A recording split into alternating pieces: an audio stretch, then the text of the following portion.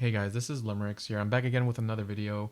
I am upgrading some fans in my local AI server that I have running just due to the noise that the current ones are producing.